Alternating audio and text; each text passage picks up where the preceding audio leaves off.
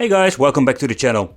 So in this video I wanted to take a close look at how to connect 4 controllers to the Super Console X, because there are quite some awesome games out there that you can play with 4 players.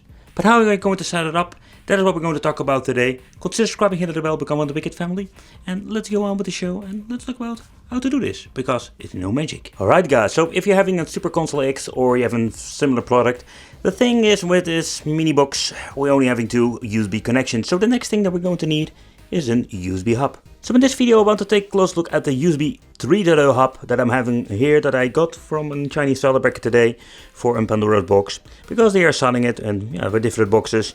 But this one we can also use it on the USB connection of the Super Console X. I recommend getting a decent one, but there are some cheap ones out there. You don't want to use those. It doesn't even matter which port you're going to plug it in, just plug it in. Okay, I want to point out, if you have no idea how to reconfigure a controller in the Super Console X EmuElec, you need to check out my previous videos, because I've spoken of how to do this and where you need to look out for. Okay, so if you didn't see that one, check that one out first, otherwise you will going to get a problem. But I did try out some different controllers, so we're going to do some wicked stuff. We're going to basically do a 4-player with an Xbox 360 controller. I already configured it. The fake PlayStation 2 controller, this is a really cheap one I got from the Pandora's box. We're having the fake PlayStation 4 controller. This one was recognized by the system, not the original one. And we're having the Data Frog, and this is more like the golden pimped 1 version. Nevertheless, we're going to use those. So basically we're having a wireless version and 3 with a cable. Alright, so the first controller we're having here is the Xbox 360. This is the fake PlayStation 2 horrible controller. Then we're having here the micro USB cable with the fake PlayStation 4 controller from Data Frog. And then we're having the dongle, the last one. So everything is ready, and let's boot it up. All the controls have been configured, so the only thing we need to do is boot up the system, and it's going to get recognized by the USB hub, the controls, everything is just going to be recognized and will boot up instantly. Okay guys, so the next thing that we need to do, check out if all the controllers are set on the right port. So next up, what you need to do, press start when you're in the main menu, go to controller settings,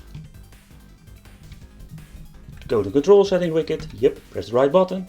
Where are you? Thank you. So if you're having some problems getting other controls recognized, go input, player 1, player 2, player 3 and player 4. So what you're going to do, let's say we're going to put the MyPower DS4 controller on player 1. No, we're not going to do that, we're going to put the Xbox 360. We're going to put this one over here. We're going to say Micro Tech on number 3. And number 4 we're going to put it on. I'm not going to even pronounce this.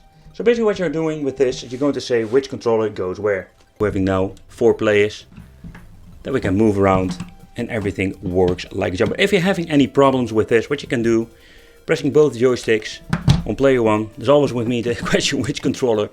But what you're going to get with this, we're going to get into the menu of RetroArch itself, where you can basically go to the control settings inside the emulator or the RetroArch. And here we can reconfigure the controllers if we're having some problems. Alright guys, so this is what we're going to call a freaking cable nightmare if you ask me. But it did work with one USB hub. In combination with 4 different controllers, we can set up a 4-way multiplayer co-op. Quite cool. And if you have any questions, you can always leave in the comments, but these are the ways you need to configure it.